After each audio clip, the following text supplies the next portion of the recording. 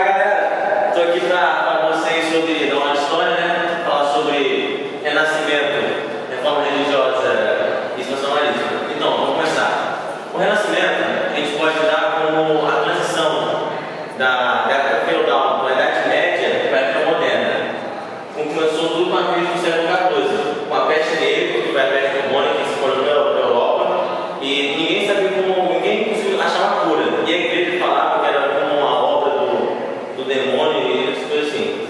Teve também a Guerra dos 100 Anos, que foi a guerra entre a Inglaterra e seus aliados e a França e seus aliados, que não chegou a durar 100 anos, durou uns 115 por volta disso aí.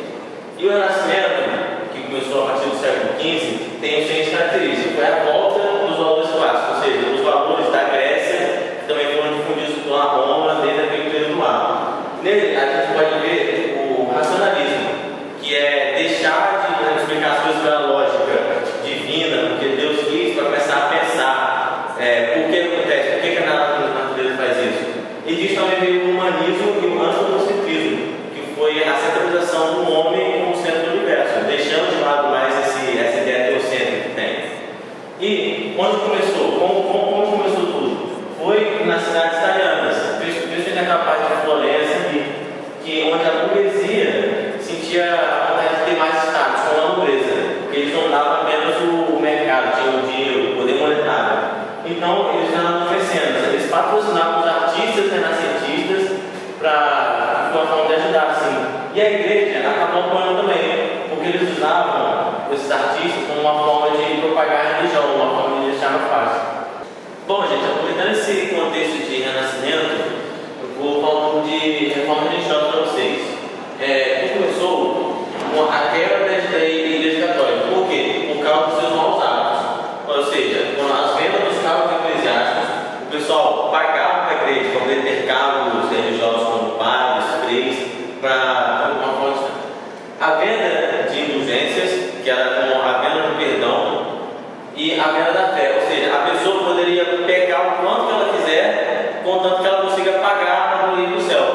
E além disso, tinha o desrespeito da crença. Ou seja, era uma verdadeira hipocrisia da maioria dos membros da igreja. Alguns, por exemplo, eles ensinavam uma coisa e faziam exatamente o contrário, como abusavam de crianças, tinham mais de uma mulher, tinha uma mulher que não podia ter nenhuma família.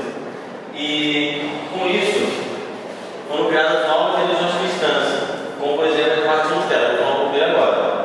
Ele foi o pioneiro da reforma, porque ele foi o primeiro a falar, a criticar a igreja de Cristo, criando as homens sintéticas, que defendiam a humanização e, além disso, ele acreditava na salvação pela fé. Ou seja, não importava se ele pagava ou não, se ele tivesse fé e acreditasse no que ele acha certo, ele iria para o céu.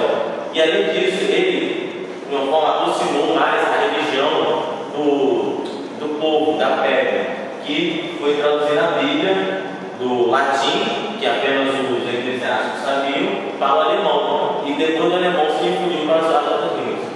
Então, gente, aproveitando a ideia de Lutero, que criou o luteranismo, né, no caso de acreditar na salvação pela fé, a gente pode ter outras pessoas que também tiveram a ideia com a discussão. Foi, por exemplo, João Calvino, o calvinismo. O que ele acreditava? Ele acreditava na teoria da predestinação. Ou seja, o homem, assim que ele nascia, ele estava predestinado a ir para o céu, como também ele poderia estar predestinado a ir para o inferno. E quais eram os sinais? Os sinais disso eram que se ele tomasse riqueza em sua vida, ele poderia se salvar. Ou seja, o que é isso? Era uma concepção burguesa. Era uma adaptação da igreja ao capitalismo, era um capitalismo religioso.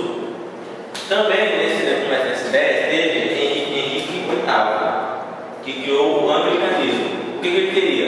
Com interesse político, ele queria se divorciar de sua atual mulher e casar de novo na igreja.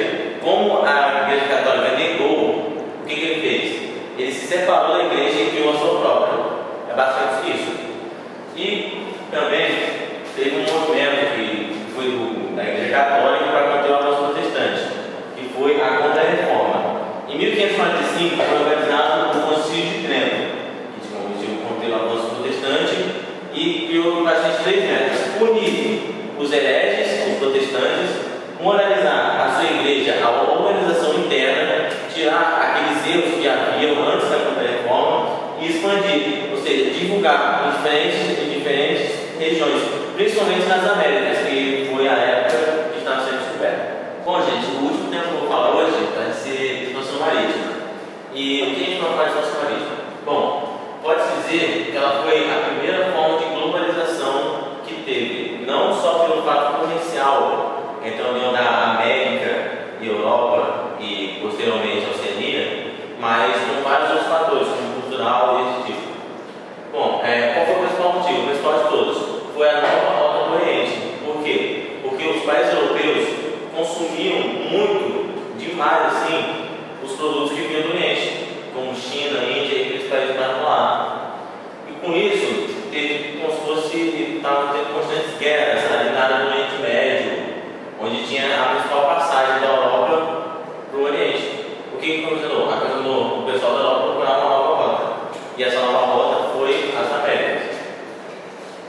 Nisso, no contexto todo, o que teve mais destaque, o país que teve mais destaque foi Portugal. Por quê? Porque ele foi o primeiro estado moderno centralizado que teve. E com a invasão de Celta, eles tiveram um enriquecimento do país muito grande e nacional, que ajudou no movimento. Além de ter fácil acesso ao Atlântico, que facilitava muito a ida deles para qualquer canto ali da Europa, Oriente e até mesmo da América na expansão. E com isso também, a experiência marítima, com a escola de Sagres, ou seja, eles ensinavam marinheiros, almirantes, essas coisas. Teve uma burguesia financiadora, não só portuguesa, mas de outros países que ajudou bastante, e é óbvio, claro, o comando da nobreza, que foi praticamente uma das coisas que mais importou, além da